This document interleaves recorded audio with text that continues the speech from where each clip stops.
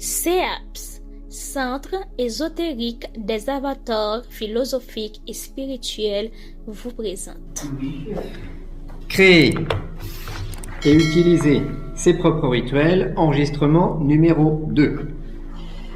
Alors, on en était resté sur le but raisonnable. Bon, je veux être pape, est-ce que c'est un but raisonnable? C'est peut-être un but déjà plus dans ma nature que de devenir chanteur célèbre. Bon, après, il va falloir quand même pas mal d'énergie. Alors, on a vu que à l'étude précise, pourquoi je veux devenir pape, je ne sais pas exactement, je suis un peu, je ne sais pas trop ce que je veux faire comme métier en fait. Donc je me dis pape, c'est sympa. Il y a la papa mobile, on est habillé tout en blanc, oui. On a des millions de fidèles qui nous adorent. Et celui qui vient tuer le nouveau pape là aussi. Les mecs qui sont dans les voitures. Voilà, les mecs qui sont dans les voitures, tellement ils nous aiment. C'est un numéro de protection là. Bon, s'il vous plaît. Oui, vous voulez demander un autographe. Alors, bon, pourquoi je veux ça? Peut-être pour satisfaire mon ego personnel. Hein. Après tout, avoir 2 milliards de fidèles sur la planète, ça me plairait. C'est mieux que Raël, Moon et tous confondus. Là. Plus autour du cou, c'est pas vilain. Mais s'il vous plaît, on enregistre, madame. Alors, les étapes intermédiaires, pourquoi pas? Bon. Maintenant, deuxième question qui se pose, une source suffisante d'énergie. Il va quand même falloir beaucoup d'énergie. Pourquoi? Parce qu'il y en a plein d'autres qui veulent la même chose que moi. Tous les cardinaux, tous les archevêques, beaucoup d'évêques, ils veulent monter dans la hiérarchie, donc eux aussi devenir pape. Alors ça veut dire qu'il va falloir que je mobilise plus d'énergie que tous ces gens-là réunis. Et ils ont combien, alors on va faire les comptes, ils ont combien de prêtres eux, de disponibles pour les aider? Ils en ont des milliers. Et nous, on est 50. La bataille risque d'être rude quand même. 50 contre des milliers. Bon, les Templiers à leur époque se sont battus à 500 chevaliers contre 10 000 sarrasins. Bon, ils ont réussi à les mettre en fuite. Sparte, ils en avaient 300. À Sparte, c'était 300 contre des... Oui, ils se dédoublaient au fur et à mesure qu'ils tombaient. Ah oui. Mais bon. Ah oui. Alors, là, on se dit que l'entreprise est peut-être un peu difficile. Ça va nous arrêter. Et puis ensuite, une pratique, c'est-à-dire un rituel canalisant l'énergie vers le but à atteindre. L'entreprise, et là je me dis qu'on va avoir un problème de canalisation de cette énergie, on n'est pas assez nombreux, ça ne marchera pas. Il faut prendre un objectif plus humble. Bon. C'est comme ça qu'il faut analyser nos propres rituels. Alors quand vous voulez obtenir quelque chose avec un rituel, on va commencer par se dire, voilà, d'où vient l'énergie, canalisation, et puis est-ce que je vais pouvoir mobiliser assez d'énergie? Et je m'aperçois que non. Donc, je peux dilapider toute mon énergie et celle d'autres pour devenir pape, j'ai peu de chances d'y arriver. On a des forces trop importantes qui s'opposent à nous. Alors, est-ce qu'il y a autre chose? Est-ce que je pourrais trouver un autre moyen?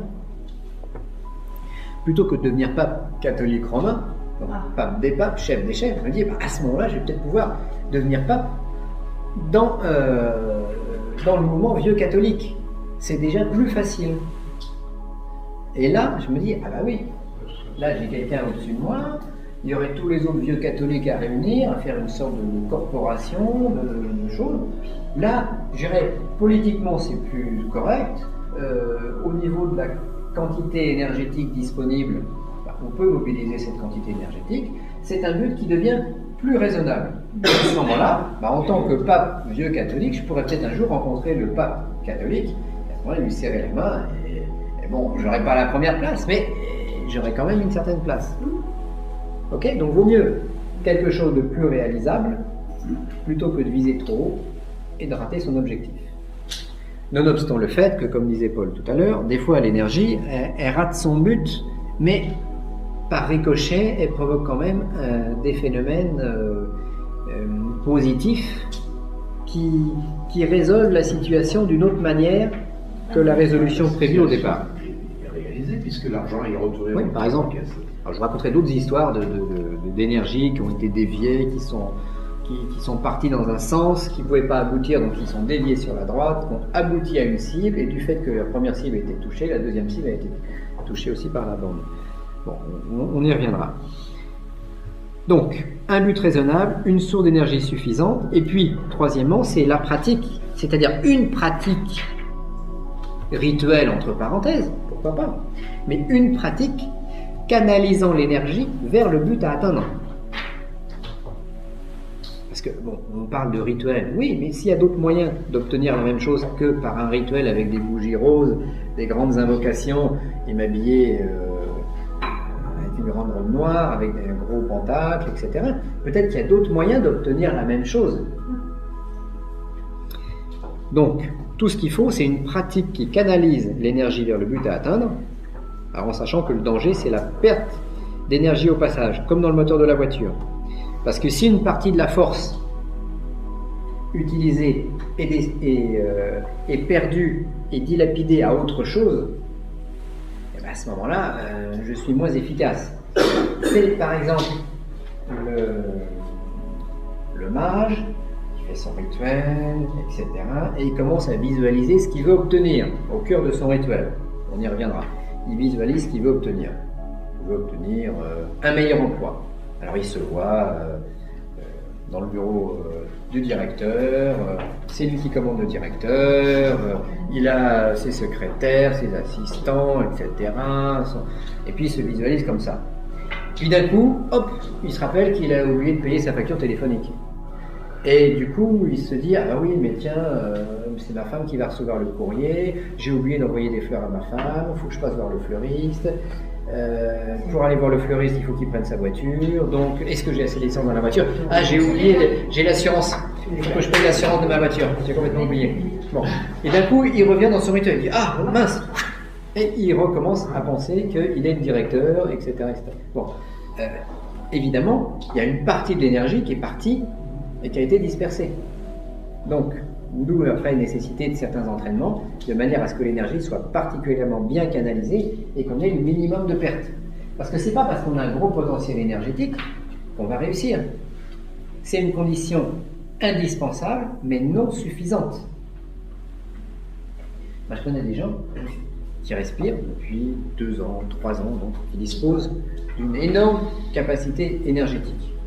Mais c'est pas suffisant pour réussir quelque chose. Il faut encore la canaliser et puis avoir un but de quelque chose.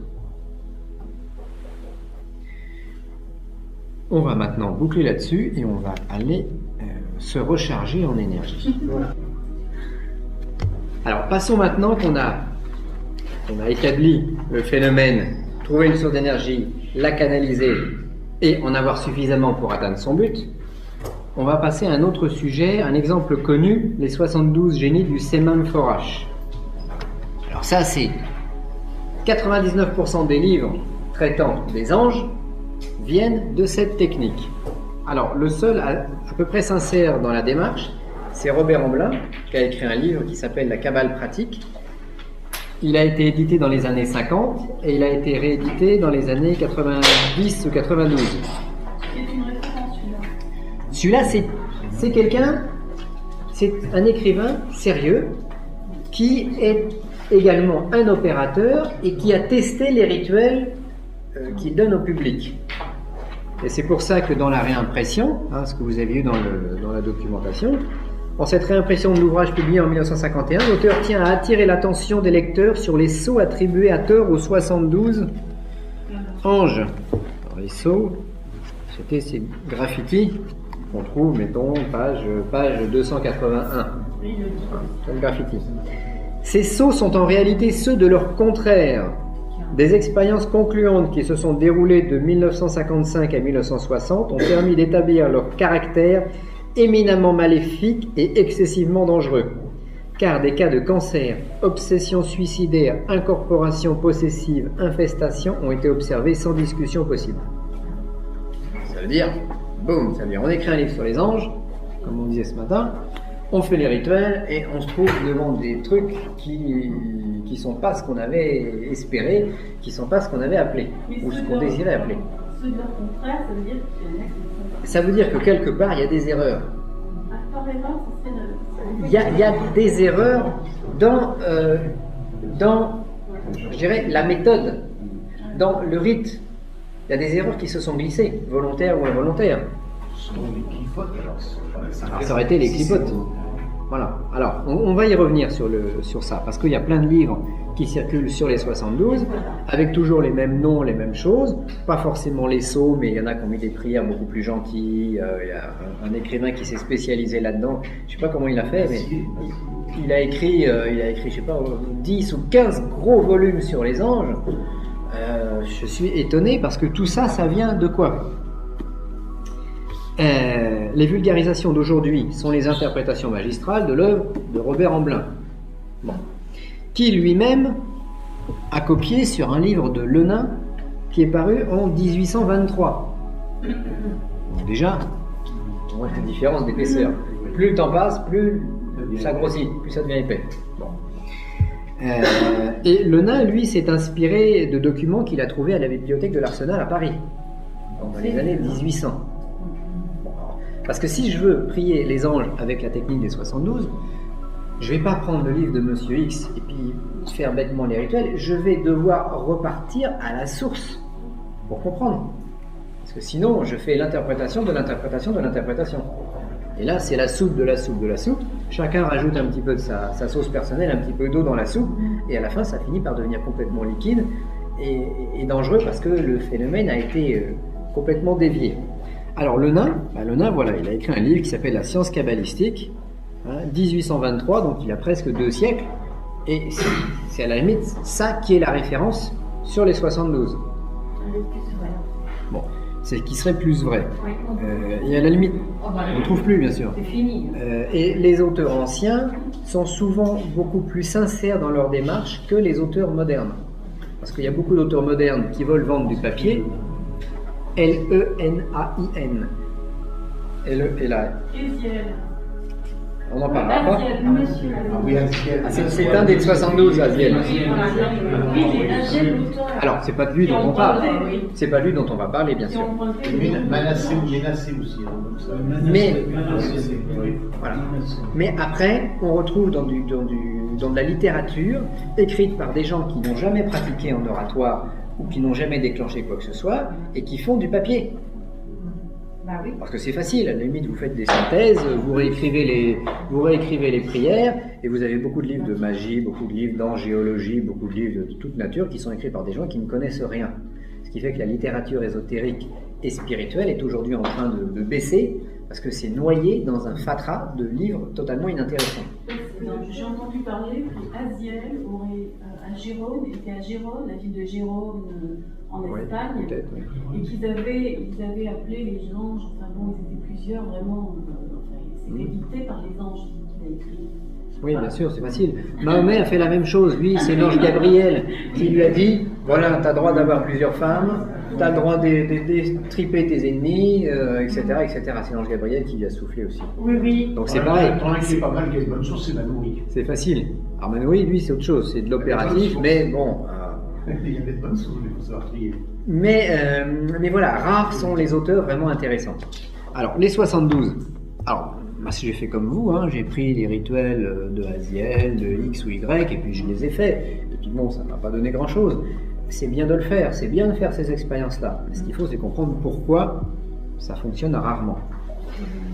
Donc, voilà, ça fonctionne rarement ou ça provoque l'inverse. Et là, c'est plus dangereux. Si on prend la mission d'un ange, ce n'est pas, c'est de s'opérer ponctuellement en fonction de sa mission. C'est pas d'être en permanence à disposition. Au service des hommes. Ouais, parce que c'est ça l'idée. Donc, je ne vois pas comment on est arrivé à se servir des gens qui agissent ponctuellement. Vous comprenez ? Bien sûr. Il y a une vérité qu'il faut respecter. Là. Il y a des règles, voilà, il y a des règles simples. Ouais. Alors, pour ce qui est... Je parle de ce que je connais, attention, pas ce qu'on écrit, mais de ce que je connais personnellement. Pour ce qui est donc des livres sur les 72 génies de la Kabbale, prenez la Kabbale pratique de Robert Amblin, en sachant que le livre est dangereux. Mais lui, il le reconnaît. Ah oui. Donc il est sincère. Voilà. Lui, il avoue. Voilà. Il le dit. Donc ça veut dire qu'il a essayé. Il était intéressant comme Il est intéressant à lire, pas forcément à pratiquer les rituels. Mais, bon. C'est quelle édition Robert Amblin, édition Bussière. C'est à Paris. La Kabbale pratique. Voilà. La Kabbale pratique. De toute façon, il y a les formulaires Bussière. Donc, s'il vous plaît, on revient à notre séminaire.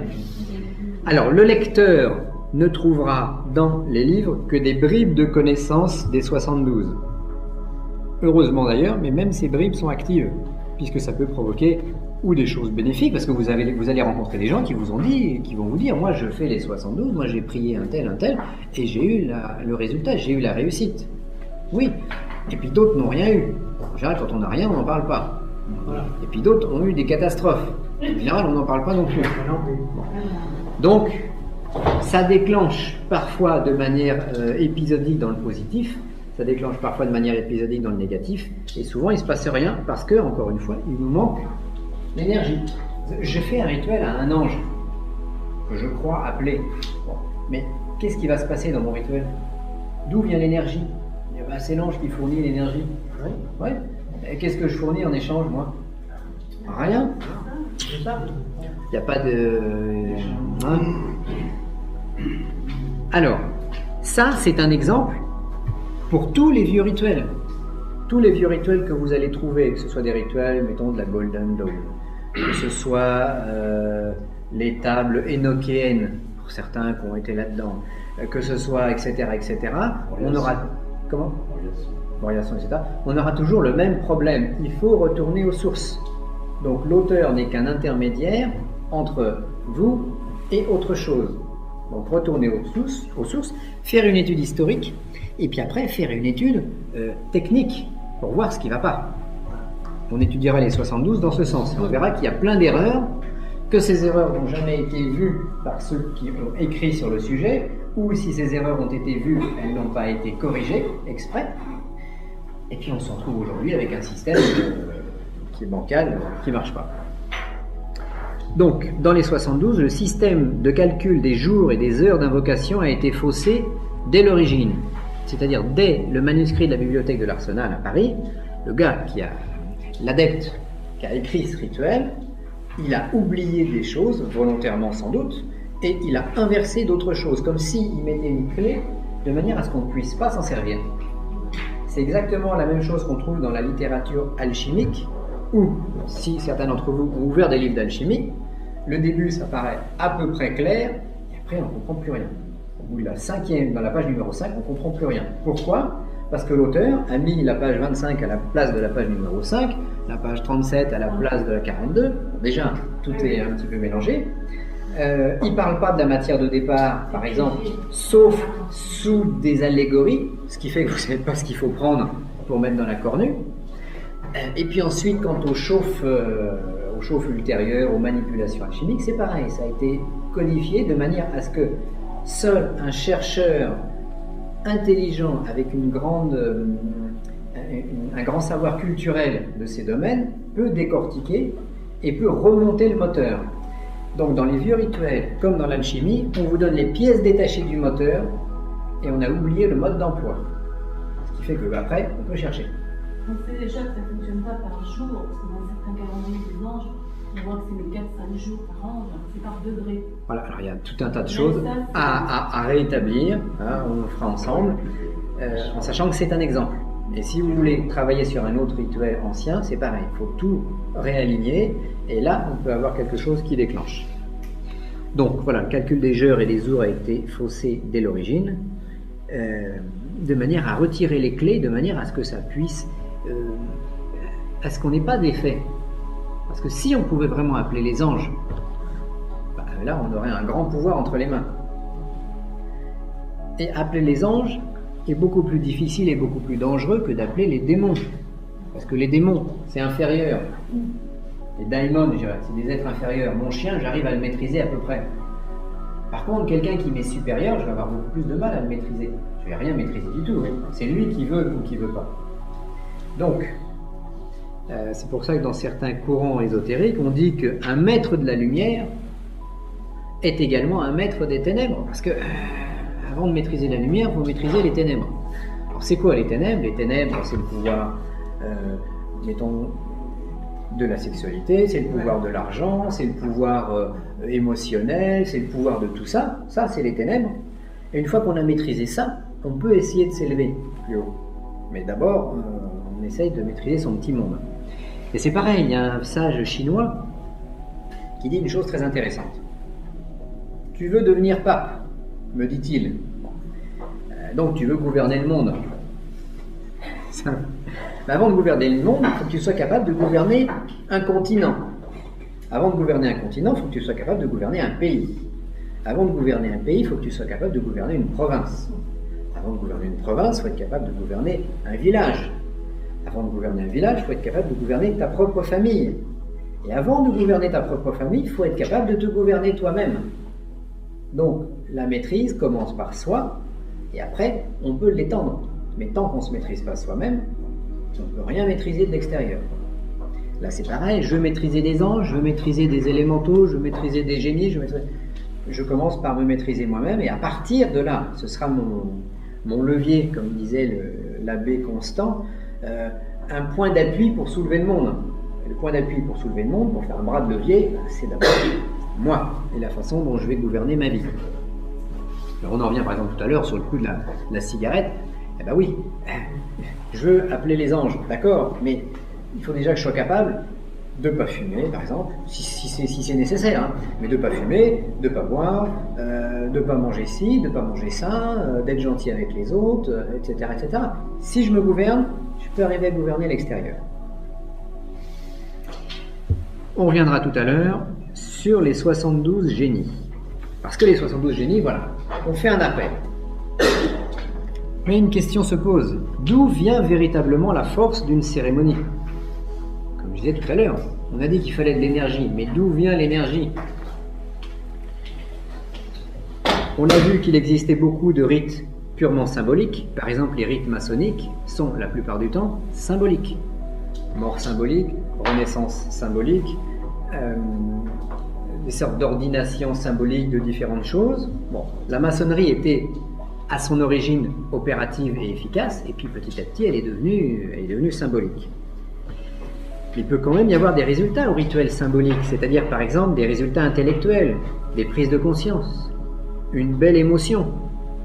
J'ai fait un beau rituel, j'ai senti de l'émotion, je me suis senti quand tout le monde était là, on disait t'es accepté comme notre frère, notre sœur, voilà, viens avec nous, ça m'a fait de l'émotion, j'ai l'impression de rentrer dans une grande famille, je me sens bien. Voilà. Et ça, c'est pas un résultat véritablement occulte, c'est un résultat... Voilà.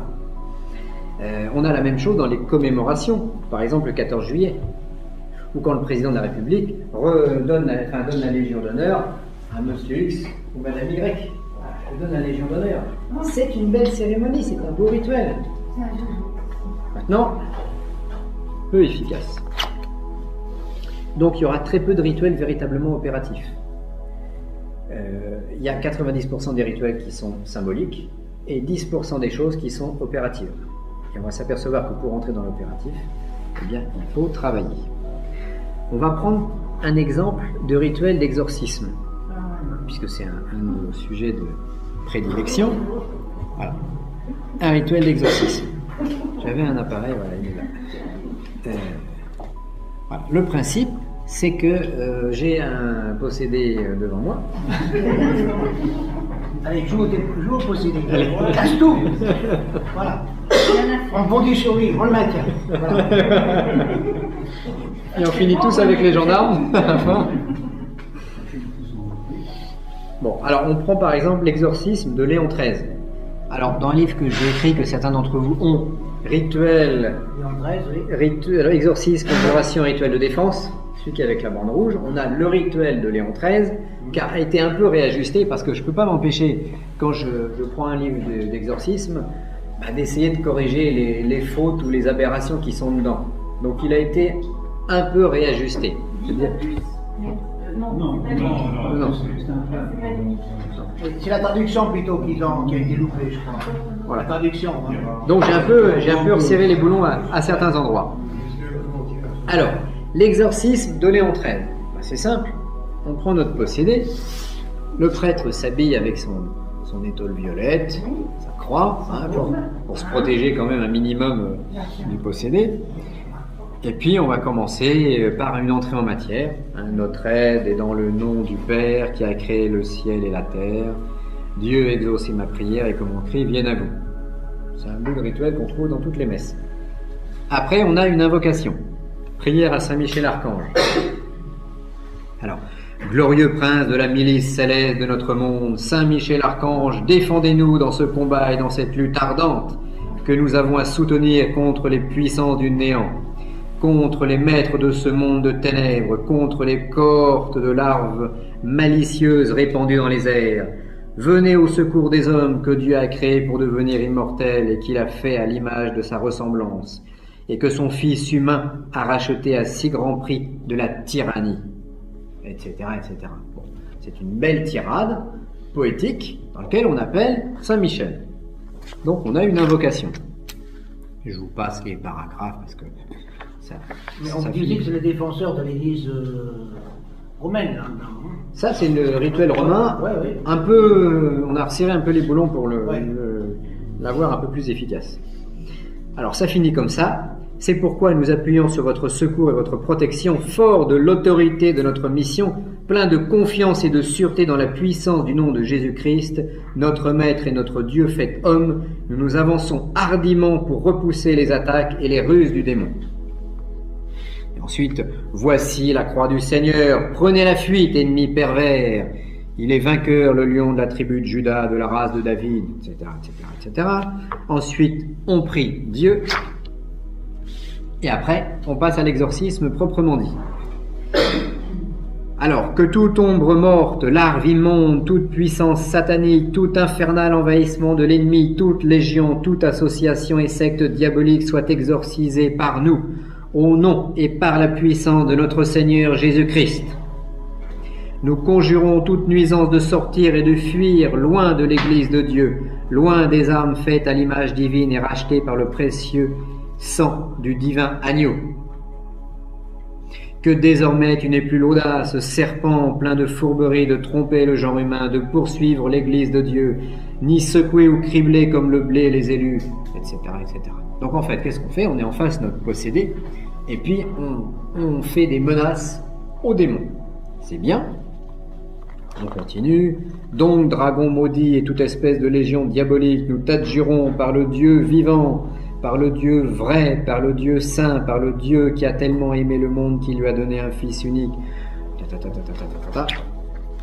Et on finit par une prière. Ô ineffable créateur de toutes choses, Dieu au-delà du ciel, commandeur des mondes, Dieu des archanges, Dieu des patriarches, Dieu des prophètes, Dieu des apôtres, Dieu des martyrs, Dieu des confesseurs, Dieu des vierges, Dieu de tous les ressuscités nimbés de leur corps de gloire, Dieu qui avait puissance de redonner la vie, etc., etc. Amen. Alors on asperge un peu avec de l'eau bénite. Hop. Et voilà. Bon, alors ça agit faiblement. Parce que le rituel, je dirais, est simplement une suite de textes lus. Si le prêtre qui va pratiquer l'exorcisme est plein d'énergie et de puissance, ça va dégager quelque chose. Il y a de l'énergie qui va être transférée. Mais je dirais que là, c'est comme si on prend un seau d'eau bénite et on se recule de 3 ou 4 mètres et on lance l'eau bénite sur le possédé. Bon, il y en a une partie qui va l'arroser et une autre partie qui va tomber par terre. Donc l'énergie est en grande partie gaspillée dans ce rituel. Parce que là, d'où vient l'énergie quand je fais ce rituel d'exorcisme? Est-ce que c'est Dieu qui répond à mon appel? Est-ce que c'est Saint Michel, le prince des milices célestes, qui vient en disant « Oui, Laurent Bernard, je suis à tes ordres ». Je peux avoir l'orgueil de le croire, mais là, je me trompe. En fait, qu'est-ce qui va se passer la plupart du temps? C'est mon énergie, alors de prêtre, de laïc, etc., qui va magnétiquement arroser l'envoûté ou le possédé par l'intermédiaire du rituel qui va canaliser cette énergie. Ça veut dire que si moi, à la base, j'ai pas beaucoup d'énergie, je vais pas faire beaucoup de mal aux démons. Par contre, si j'ai beaucoup d'énergie, capté d'une méthode ou d'une autre, hein, d'une façon ou d'une autre, eh ben, ça va permettre de faire comme un coup de Karcher et de lui faire du bien. Et comme l'Église catholique le préconise, les exorcismes doivent être répétés et répétés et répétés encore jusqu'à ce qu'on obtienne satisfaction. C'est-à-dire qu'avec cet exorcisme-là, on va pouvoir le répéter 10 fois, 15 fois, 20 fois, 30 fois, 40 fois, le temps que les énergies, les petites énergies mises les unes après les autres finissent par nettoyer. Donc, on n'a pas fini de... C'est pour ça que les catholiques rechignent un peu à faire des exorcismes, parce que ça prend du temps et le résultat n'est pas garanti. Donc là, l'énergie vient de moi. Alors, si l'énergie vient de moi, bah, je vais considérer que je ne me trompe pas dans mes papiers, voilà. Je vais me dire, bon, j'ai le rituel, je vais essayer de décortiquer mon rituel pour le rendre plus efficace, de manière à perdre moins de temps.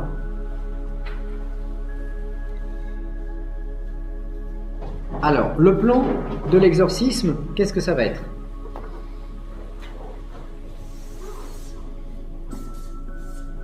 Premièrement, on va voir l'introduction. Notre aide est dans le nom du Seigneur qui crée le ciel et la terre. Intro.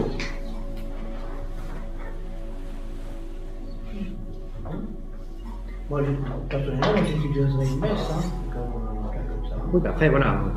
Après, on y arriver après, oui. Oui, après, on peut rajouter plein de choses. Ah oui, absolument. Voilà. Tout de suite, ça. Alors, d'où vient l'énergie? On peut très bien après intégrer, mettons, cet exorcisme ça, hein. dans une messe, et à ce moment-là, l'énergie vient du prêtre, et en plus de l'égrégore chrétien, qui là va être attiré sous la forme d'une messe. Voilà, c'est ça. Deuxième point, appel, on va dire invocation. Appel. Appel de qui? Dans ce cas-là, on appelle Saint-Michel Archange. Donc c'est lui qui est censé représenter la charge énergétique. Troisièmement, on va avoir le corps du sujet, hein, comme dans une dissertation. Donc l'exorcisme proprement dit.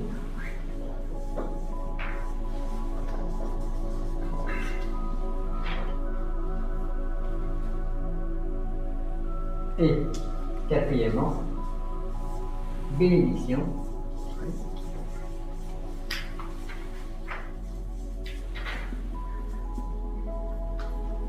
C'est-à-dire conclusion. Bénédiction, conclusion. Et constat. Résultat. Le résultat, on l'aura après, mais la bénédiction, c'est la conclusion du rite.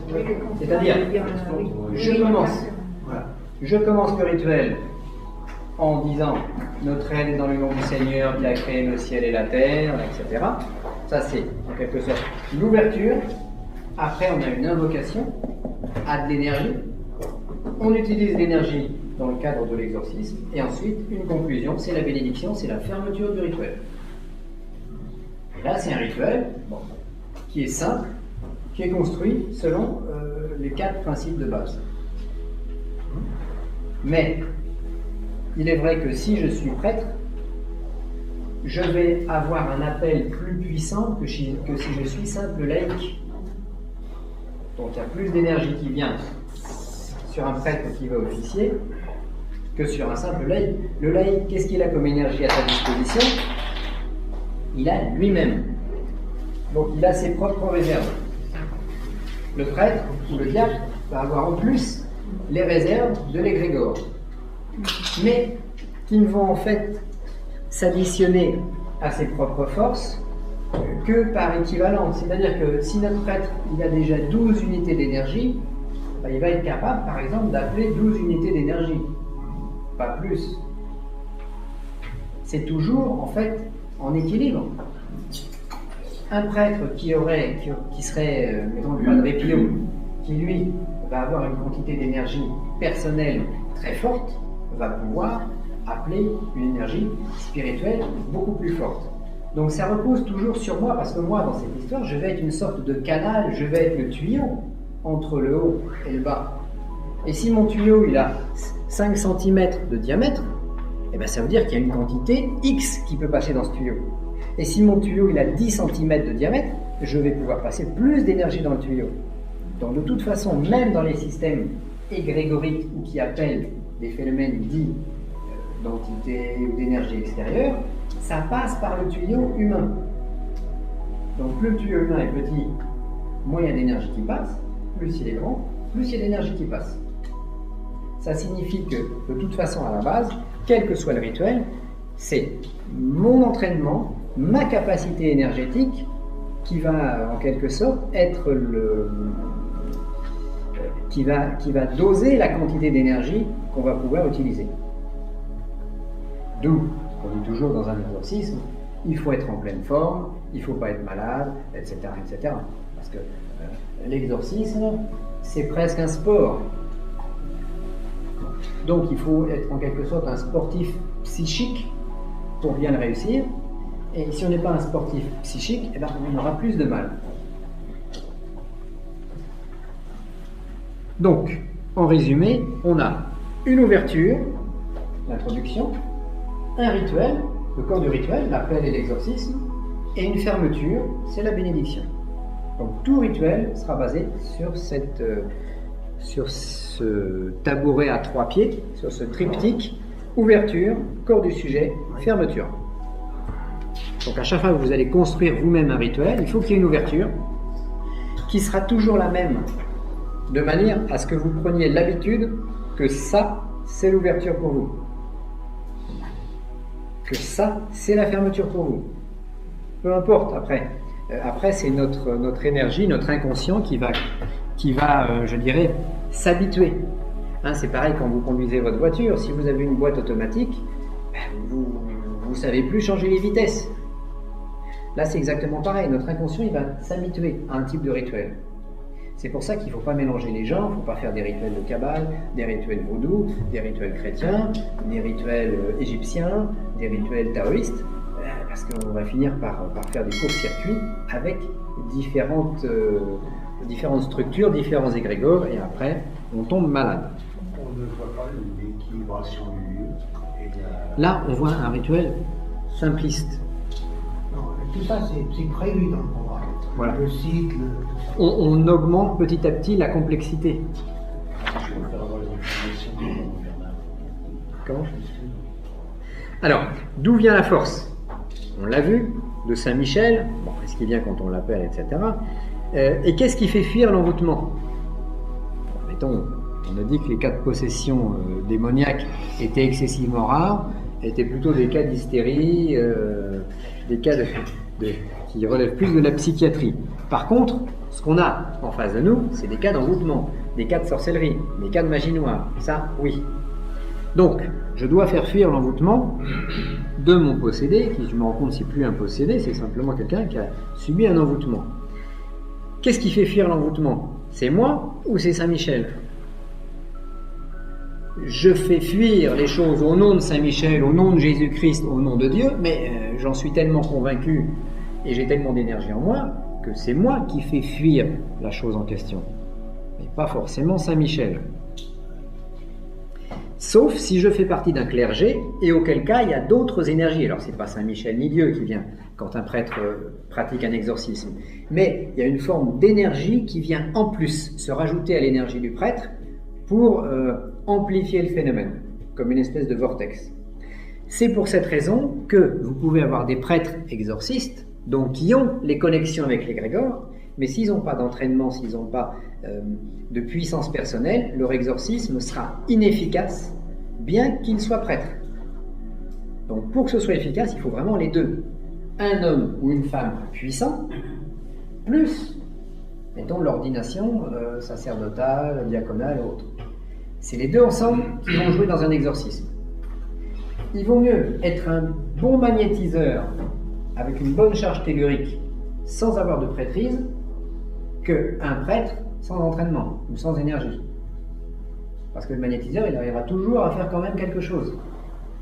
Alors que le prêtre trop faible, lui, n'arrivera pas à déclencher ses propres rituels. Parce qu'il ne sera pas suffisamment reconnu par l'égrégore pour que vous m'entendiez parler. il faut que je m'exprime avec une voix suffisamment forte, sinon vous n'allez pas m'entendre. Le prêtre, c'est pareil. Il faut que énergétiquement il soit suffisamment puissant pour enclencher la réaction, c'est le catalyseur, il enclenche la réaction et à ce moment-là, l'énergie descend, se focalise et ça fonctionne. Bon. Alors moi je trouve que ce rituel à Saint-Michel, il est très bien, mais... Il est tellement évoqué tout le temps. Depuis 2000 ans, depuis avant, on parle de Saint-Michel. Dans les peintures, toujours lui. Dans l'inspiration, toujours lui. À la fin, ça n'est d'accord. À la fin, il existe. Oui, on peut, oui. À la fin, il existe en tant qu'égrégore, même si Saint-Michel n'existe pas en tant que prince des délices célestes, on y croit tellement que oui. Il est le fils nommé Saint-Michel. Ça me noie aussi. Il paraît que c'est celui qui est le plus près de la Terre. Alors après, il paraît que... Moi, je sais que celui qui est le plus près de la Terre, c'est moi. Je dirais que... Voilà. Il faut utiliser ces archétypes. Parce que c'est un archétype. Mais, je sais que si je veux obtenir quelque chose... Je vais essayer de le faire moi-même, mieux que de faire confiance à des anges ou à des démons. Vous prenez comment la position de Saint-Michel, si quelque part il y a une espèce de mimétisme, Mais... même si c'est pas... Oui, parce que Saint-Michel est un archétype à ce moment-là. Voilà. Comme disait Bernard, archétype qu'on a dans le judaïsme, archétype qu'on va retrouver dans d'autres systèmes, c'est l'archétype de celui qui combat les ténèbres. Mais on avait fait un séminaire sur la messe et on s'était rendu compte que Saint-Michel, on pouvait l'interpréter au niveau des archétypes autrement que comme un personnage avec des ailes et une grande lance. Dans les attitudes, on trouve également des positions uniques. Saint-Michel, il a une lance. Bon, alors en alchimie, quand on parle de la lance de Longilus, c'est ça? C'est celui qui a... Longinus, celui qui a percé le flanc de Jésus avec sa lance, bah ça c'est un symbole, c'est une symbolique alchimique. Oui, mais qu'est-ce qui coule de ça? Ah, on ne sait pas. Non mais... Il coule. Par exemple, qu'on va retrouver... Celle-là, c'est pareil. Et qu'est-ce qui coule du flanc de Jésus quand il est transpercé? Eh bien, il coule le mercure de base que doit utiliser l'alchimiste dans ses cornues. Ouais. Alors après, va chercher l'interprétation. Mais symboliquement, c'est ça. D'où le fait que Hitler, à son époque, voulait cette lance, parce qu'il savait très bien que ça représentait en tant qu'archétype quelque chose d'extrêmement important pour l'humanité. Ça représente un pouvoir. Et l'arche d'alliance, il cherchait. Et il cherchait l'arche d'alliance, dans les aventuriers de l'arche d'alliance, on le voit bien, et etc., etc. À l'île de la Réunion, il y a aussi un saint qui n'a jamais existé, qui on vénère, Saint Expédite. Et dans les Grégor, il y a des miracles. Ah oui. Et voilà, s'il vous plaît. Et il est possible que ce saint n'ait jamais existé, mais que ce soit une création de l'égrégore. S'il vous plaît. Création de l'égrégore, Saint Expédite, on y croit, il y en a un qui finit par y croire, tout le monde le prie, il commence à y avoir quelques miracles, on y croit de plus en plus puisqu'il y a des miracles, et puis ça fait une machine égrégorique qui a été créée. C'est exactement là-dessus que se reposent les phénomènes, mettons, du vaudou. Dans les VV vaudou, pour ceux qui ont éventuellement lu quelques livres, il y a des machins, il y a des trucs, toc. Ça, à l'époque, alors d'où est né le vaudou? Le vaudou est né... le vaudou est né... Au Bénin. Bénin, c'est l'origine. Non, c'est le dôme. Il est né surtout chez les esclaves dans les plantations. Non, haïtien. Oui, il y a des origines, mais là-bas, s'il vous plaît.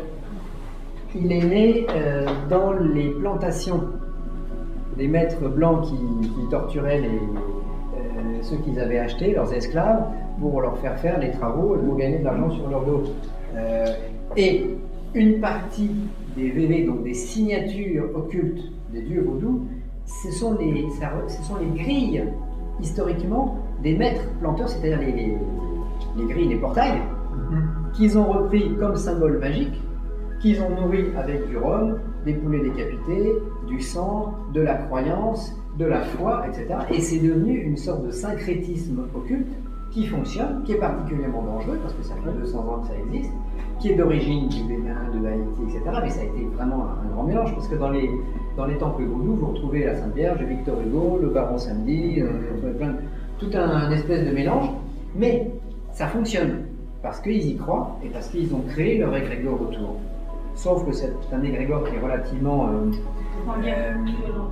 sanguin, violent, vampirique, sans métaphysique trop derrière, ce qui fait que ça fonctionne sur un plan magique, mais c'est excessivement dangereux pour les prêtres et les prêtresses vaudous qui pratiquent le culte. Parce que comme on le dit en christianisme, le diable finit toujours par manger celui qui l'appelle. Donc ça, c'est un système qui fonctionne par création égrégorique. La religion de base, c'est quand même venu du Bénin. Mais à la base, c'était beaucoup plus chamanique. Ouais. Alors, on va revenir sur notre exorcisme. Alors bon, je me dis que l'exorcisme comme ça, c'est bien, mais on va essayer de trouver mieux. Alors pareil, dans le livre, page 157 là, du livre rouge, c'est l'exorcisme qu'on avait étudié dans notre séminaire. Au lieu d'avoir une petite ouverture, on a mis une grande ouverture. Et l'ouverture de notre exorcisme, ça a été le psaume 2. Psaume 2 plus Évangile de Saint Jean. Évangile de Saint Jean.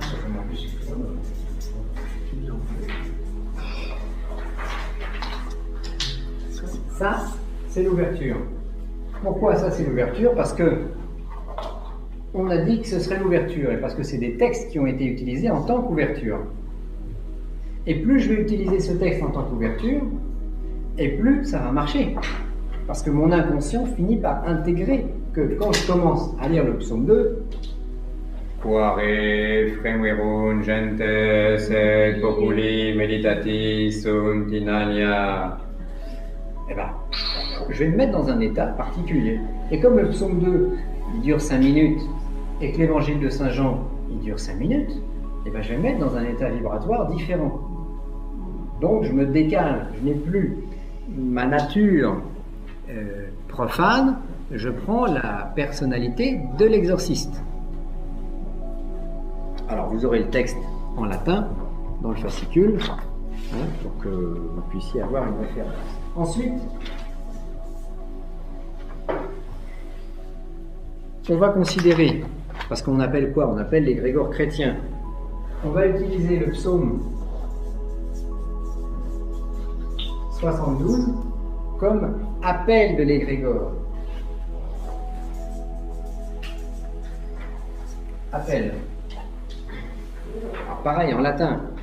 Quam bonus Israel Deus is qui recto sunt corde, me otem pene moti sunt pedes pene fusi sunt gressus mei. Et comme ça, je rentre encore petit à petit dans un phénomène énergétique d'un côté et dans un phénomène chrétien, parce que ces textes ont été récités pendant des siècles et des siècles, donc ils ont été également chargés. Donc là, c'est un petit peu, on joue sur deux tableaux, on joue sur les forces de l'opérateur, de l'opérant, et on joue en même temps sur l'égrégore. C'est mieux. On ne comprend pas bien le sens, mais là c'est pas grave, là on est dans un processus énergétique. Un jour, je disais ça au dernier séminaire, je vous donnerai par exemple un rituel très puissant grec, en phonétique. Et si on croit qu'il est très puissant, ça fonctionne, parce qu'il y a tout un tas de petits sorciers de campagne qui utilisent des vieux textes latins dont ils ne comprennent rien, ça fonctionne, mais si on tombe sur un intellectuel qui traduit les invocations, il dit, mais attends, il y a marqué tomate, chou-fleur, 3 pommes, ne pas oublier de papier toilette, etc. Et là, ça faut faire le rituel. Mais si on y croit en pensant que ce sont des noms de démons très puissants qu'on invoque, c'est notre croyance qui va faire fonctionner la chose. Mais faut-il encore qu'il y ait de l'énergie dans le bonhomme. plus ou moins. Plus ou moins. Parce que les prêtres étaient souvent issus de la classe paysanne, ils savaient à peine lire et écrire, donc on leur disait de répéter ça comme ça, ils le faisaient, mais ils n'avaient pas forcément tellement conscience des choses. Mais ils avaient une conscience, c'était beaucoup plus puissant parce qu'ils avaient une conscience instinctive, c'était des paysans. Nous, on est des intellectuels. Les paysans qui sont dans leur champ, dans leur terre, à longueur de journée, ils ont un sens inné de la magie que nous, on a perdu. Par contre, on va pouvoir, nous, être plus rusés, donc on va pouvoir les contrecarrer. Pardon, même s'ils sont plus forts que nous. Parce que le principe de l'exorcisme, le principe du rituel, c'est de pouvoir taper sur des plus grands. Évidemment. C'est comme le principe des arts martiaux, c'est qu'un petit puisse se défendre contre quelqu'un qui est beaucoup plus fort. Mais par l'intelligence, et non par la force brutale. Alors, psaume 2, invocation. Ensuite, 3, on entre dans le corps du sujet. Exorcisme. Alors, un premier exorcisme. On va dire exorcisme. Exorcisme 1. Au lieu d'avoir la personne que je vais exorciser qui est devant moi et de réciter l'invocation à Saint-Michel puis l'exorcisme en faisant des signes de croix, je vais travailler plus comme un magnétiseur, comme un psychothérapeute, comme un énergéticien, et je vais par exemple mettre la main au-dessus de sa tête. Et je vais en même temps que je prononce des sons, visualiser les énergies comme un ramoneur qui fait descendre son goupillon dans la cheminée de la colonne vertébrale. Et je vais en quelque sorte visualiser que je vais expulser toutes les choses négatives qui sont dans la colonne vertébrale. Et en même temps, je vais lire un texte classique que je ressens mieux parce qu'il est constitué des noms divins. Qu'on trouve dans pas mal de littérature. Alors, j'ai mon procédé devant moi et je vais dire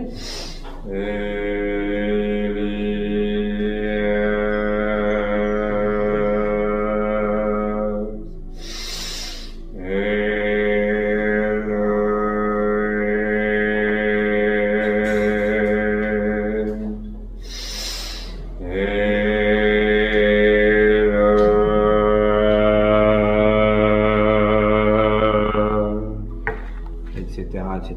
Vous l'avez le texte dans le fascicule. Donc là, j'agis plus tellement de l'extérieur en récitant mon exorcisme, en disant « Fuis, dragon maudit », etc. Mais je vais le faire. Je ne demande pas à Saint-Michel de faire fuir l'envoûtement, je mets la main à la pâte et je le fais moi-même. Si jamais Saint-Michel il voulait pas à ce moment-là, ou il avait autre chose à faire, et comme ça je suis plus sûr du résultat. Par contre, c'est mon énergie qui va passer dans le canal. Mon énergie si je suis laïque, et mon énergie plus l'énergie de l'égrégore si je suis prêtre. Et ces deux énergies, ou cette énergie, va permettre un nettoyage énergétique. Donc, exorcisme numéro 1, comme ça. Exorcisme numéro 2.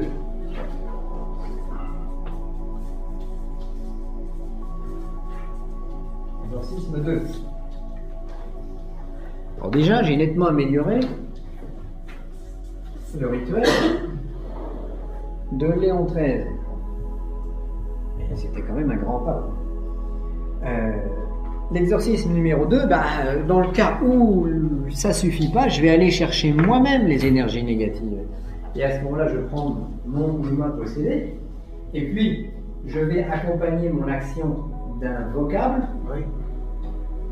Alors, je mets par exemple la même dans son fond, puis je vais faire. Ça, c'est mon vocable personnel, il faut chacun trouver le sien.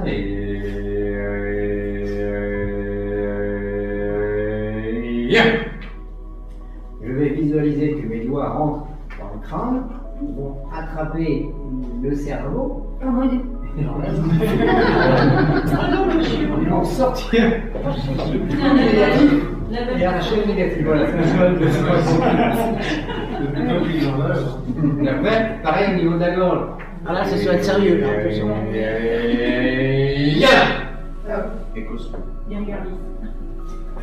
Et je vais descendre comme ça les différents points ou différents plexus chez les occidentaux ou chakras chez les orientaux.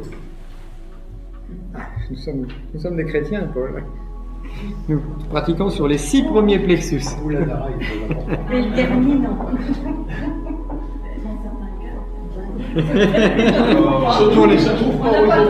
Il y a dans certains cas de possession bien avancés, évidemment, il faut aller un petit peu plus loin dans la démarche.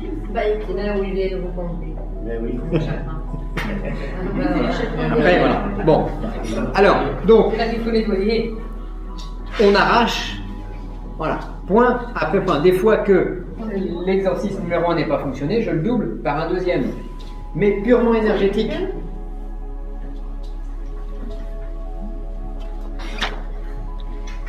Alors, puis, après, on va faire des signes de croix.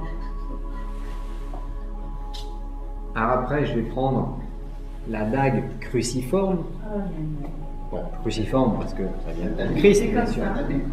Et puis, je vais faire des signes de croix. Mais pourquoi je vais faire des signes de croix? Quelle est la raison? C'est parce que vu que j'ai arraché des choses magnétiquement, il y a des fluides un peu comme si on allait cautériser une plaie ou comme si on allait refermer, suturer. Et ben, on fait des signes de croix aux endroits dans lesquels on a été chercher des énergies négatives. Et à ce moment-là, pourquoi les signes de croix?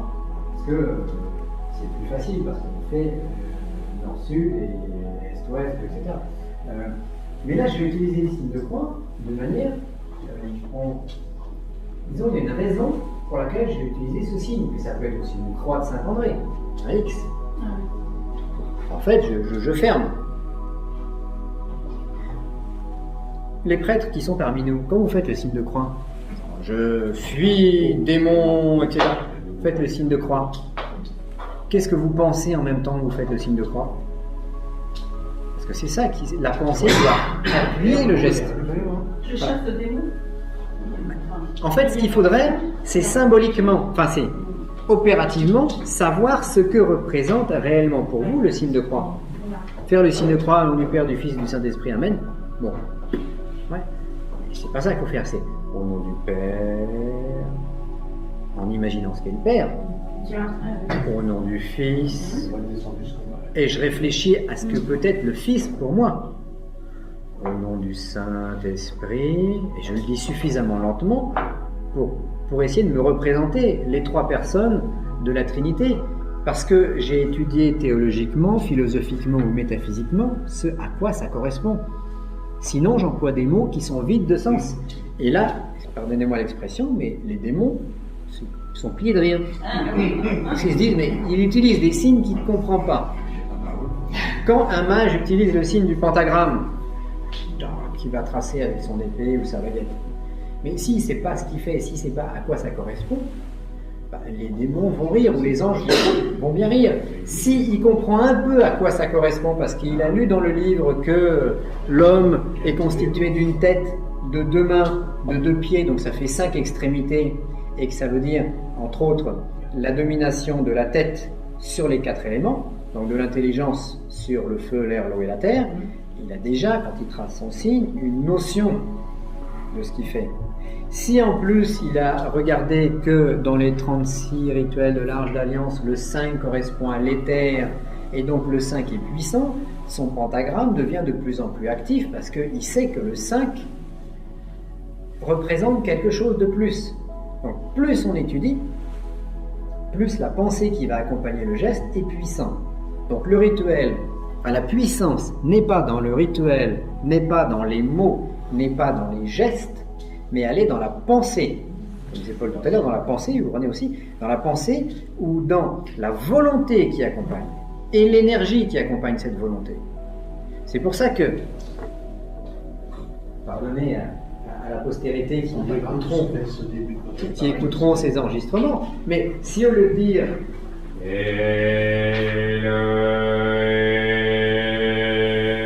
en étant très concentré sur ce que je disais salade, laitue, petit pois.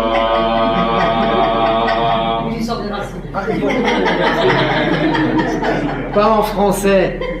Mais en grec ou en latin, pour qu'on ne comprenne pas ce qu'on dit, ça donnerait quasiment la même efficacité, on aurait quasiment la même chose. Il faut faire attention, hein, quand il agit bien, attention. Il fait ça de l'action quand il fait ça. C'est à moi que tu dis ça, vous venez à pas. Non, faut pas me répéter. Donc. Ah non, moi je sais. Hein. Bah oui, et quand il fait ça, il nous injecte des trucs en même temps. Ah ouais, absolument. Non, il y a des vibrations dans tout. Ah oui, absolument. Donc, voilà. Le principe, c'est d'abord un principe énergétique. C'est d'abord un principe énergétique. Alors c'est vrai que si je dis, parce que qu'est-ce que c'est Elias, Elohim, ce sont des noms de Dieu. Des noms de Dieu en grec, des noms de Dieu en latin, des noms de Dieu en hébreu. Bon, c'est comme si je disais Dieu, Saint Vierge, Jésus, etc. Mais c'est mieux si j'emploie le grec ou le latin parce que je ne comprends pas ce que je dis. Voilà. Ça permet aussi de décaler un peu sa pensée, mais ça permet aussi de donner un aspect plus ésotérique au rituel, un aspect plus mystérieux. Le client ne comprend pas, le patient ne comprend pas, moi je comprends un peu ce que je dis, mais c'est positif parce que ça donne un aspect particulier. Dieu seul le sait. Attention, il faut bien C'est le moment de dire, qui soit bien dans sa culture. Parce que moi j'ai des gros problèmes avec des mots hébraïques qui ne sont pas dans ma culture. On verra. Voilà. Je suis toujours son complice là-dessus. On verra les rituels de Kabbale et pourquoi les rituels de Kabbale sont à déconseiller aux chrétiens. Ah oui. Voilà. Bon. Alors, on a fait notre exorcisme numéro 2. Si je ne suis pas sûr que Dieu il le fait, je fais moi-même le travail d'arracher les choses négatives. Une fois que j'ai terminé, 5e point, fermeture.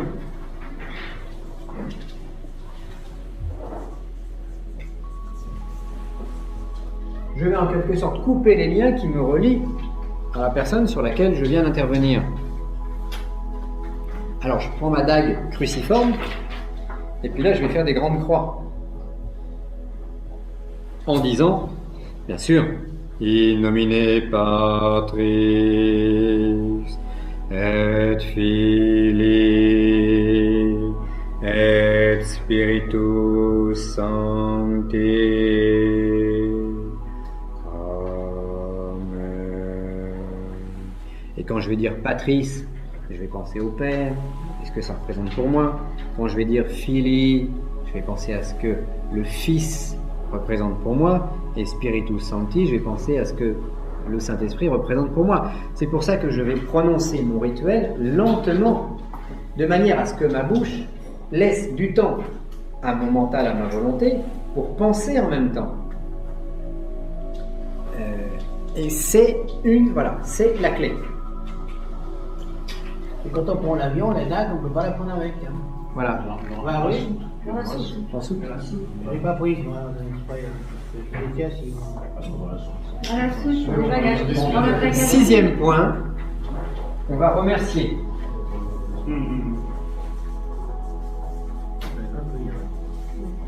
Alors, le 6e point, le remerciement. Le remerciement, ça consiste simplement à rentrer de nouveau lentement dans le monde profane, donc de se défaire de son état d'exorciste pour revenir à un état normal. Et là, vous avez une très belle prière de Saint Thomas d'Aquin. Je vous rends grâce. Alors là, j'ai dit en français parce que bon, on revient nous. Hein. Je vous rends grâce, Seigneur Saint, Père Tout-Puissant, Dieu éternel, de ce que, sans aucun mérite de mon côté, mais par un effet de votre miséricorde, vous avez daigné me rassasier, moi, pécheur, votre indigne serviteur, du corps adorable, du sang. Ça, avec une messe. On dit ça avec une messe. Ouais. Parce que ça suit une messe comme ça. Il y a un double phénomène psychologique, je dirais, dans un rituel. Je dois commander au moment où je commande à l'envoûtement de sortir, et puis après, je vais remercier. Et je vais mettre en ouverture de manière à capter les énergies spirituelles qui vont me nettoyer un petit peu des mauvaises choses que j'ai pu récupérer sur la possédée. Maintenant, alors, question. Est-ce qu'on peut faire un exorcisme contre le gré d'une personne ou à distance? Les expériences L'expérience nous dit que normalement, il faut le faire sur la personne proprement dite. Bon, maintenant, certains d'entre nous ont fait l'expérience de le faire, par exemple, sur la photo de quelqu'un qu'ils connaissent. Ça peut donner des résultats beaucoup moins puissants que l'exorcisme en direct, mais on peut avoir des effets. Je dirais, après, chaque cas est particulier. Normalement, si la personne n'est pas consentante, on évite. Mais si c'est quelqu'un de votre famille proche qui en a vraiment besoin, qu'il est dans le pétrin et vous voulez l'aider, pourquoi pas? On peut le faire avant, loin, et après dessus. Dès que vous pouvez, vous le faites sur la personne. Voilà, c'est ça. Oui. C'est mieux. Mais contre le gré d'une personne, après, voilà, tout dépend. Je vous avais raconté l'histoire un jour d'une voyante qui savait que René devait finir sa vie avec elle. Elle s'était dit, bon. René.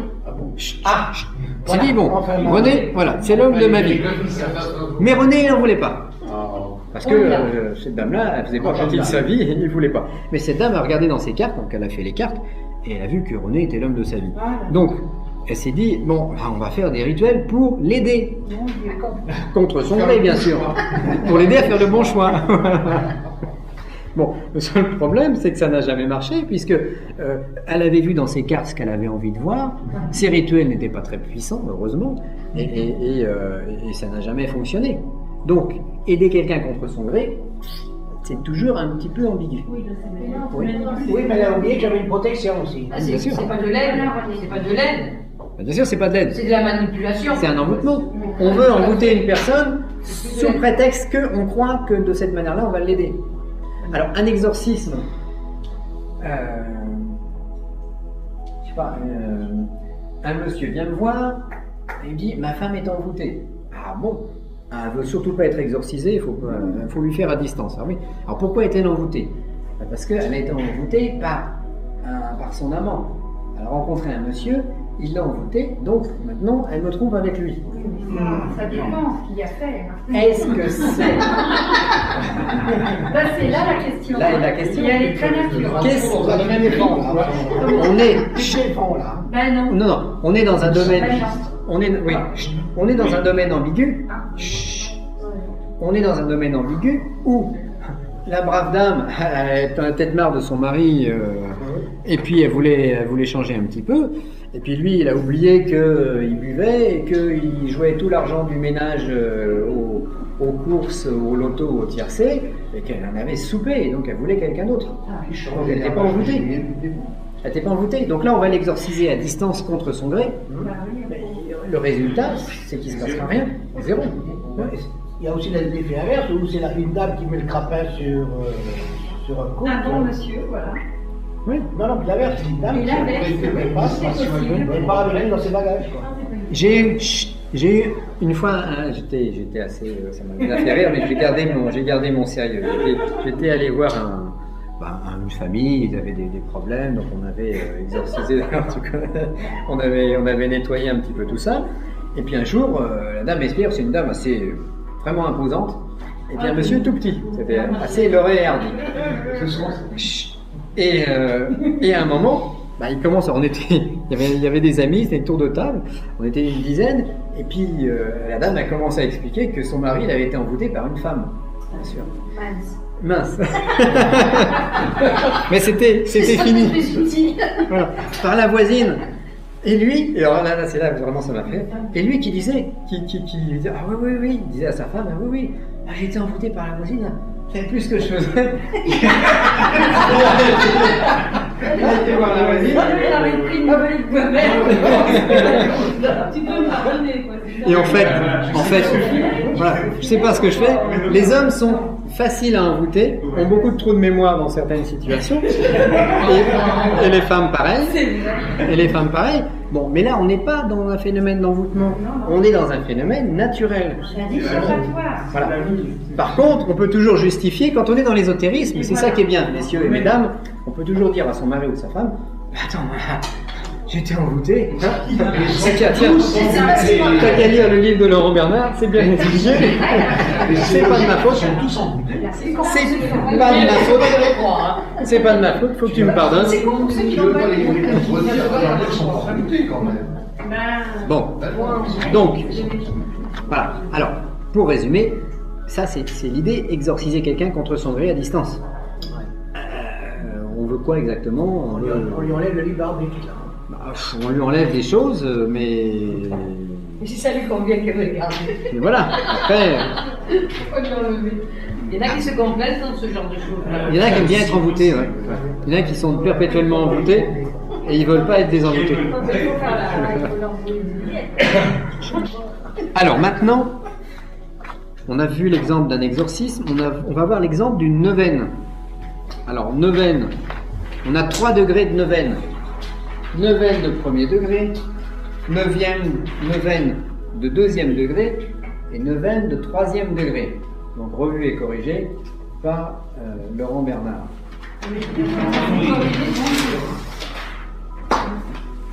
Parce que je me suis dit, en fait, moi, qu'est-ce que je fais? J'applique simplement ce que je suis en train de vous donner. Hein. Pour ceux qui sont déjà venus à nos séminaires, vous vous êtes rendu compte qu'on crée des rituels pour les neuvaines, pour l'exorcisme.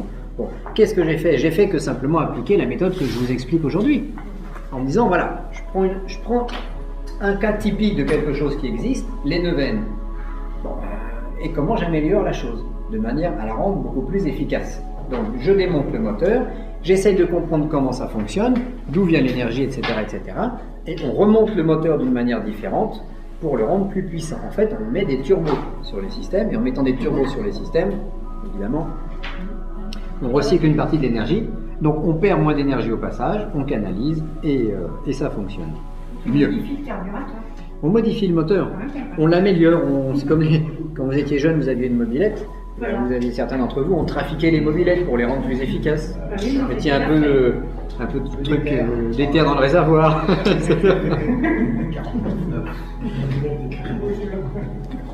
Alors, qu'est-ce qu'une neuvaine? On va faire une interrogation surprise. Vous par exemple. Qu'est-ce qu'une neuvaine? Pendant X temps. Pendant 9 jours. Voilà, alors, pendant 9 jours, on fait quoi? On répète la même prière. On répète la même prière. À la même heure. On invoque un saint à la même heure. Avec une demande. Pendant 9 jours. Pour une demande. Pour une demande précise. On achète la bougie qui correspond au saint, rouge, vert, bleu, etc. Et on fait brûler notre bougie pendant 9 jours. Voilà. Si ça ne marche pas, on recommence. Et il faut recommencer. Jusqu'à obtention du résultat. Donc après. 3 ans après, je suis toujours pas revenu. Après ça devient une 18aine. Après ça devient une 3 x 9, 27, une 27aine, etc. 4 x 9, 36, ouais. Une 36aine, une quarantaine, etc. Bon, donc le rituel de la neuvaine de base il est simple. J'achète une bougie chez le marchand. J'ai un problème précis à résoudre. J'ai dans le livre des neuvaines eh bien, le texte de la prière qui dure combien un texte de prière de neuvaine? 5 minutes? 10 minutes? 10 minutes? Ça dépend de la Ça dépend, on va dire 10 minutes en moyenne. La longueur la durée de temps de l'exercice, combien ça dépend? Celui-là, entre 30 et 40 minutes. Tout seul. Mais dans une messe, c'est 2 heures. Dans une messe, c'est 2 heures. Ah oui, c'est long. C'est 2h30. Hein. Donc, s'il vous plaît, j'ai ma bougie de neuvaine, j'ai ma prière, toujours à la même heure, et puis je lis ma prière. Voilà. Et j'attends le résultat. Et la question qu'on doit se poser, c'est d'où vient l'énergie pour activer le phénomène. Alors, déjà, le but d'une neuvaine, je sais pas, les dernières neuvaines que vous aviez fait, c'était pourquoi? Une guérison. Pour une guérison? De quelle maladie? Maladie grave. Maladie grave, voilà.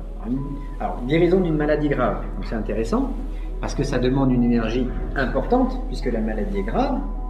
Et est-ce que l'énergie développée dans une neuvaine est suffisante? Il y a eu résultat ou pas? Oui. Rémission, oui. Bon. Donc ça veut dire que l'énergie qui a été développée dans cette neuvaine a été suffisante pour obtenir le résultat.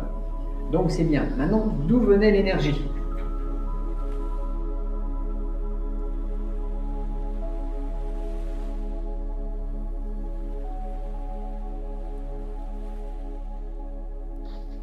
Contactez CEAPS au 561 324 3957. 38 26 54 90. 47 19 77 27. Email ceaps centre@commercial gmail.com.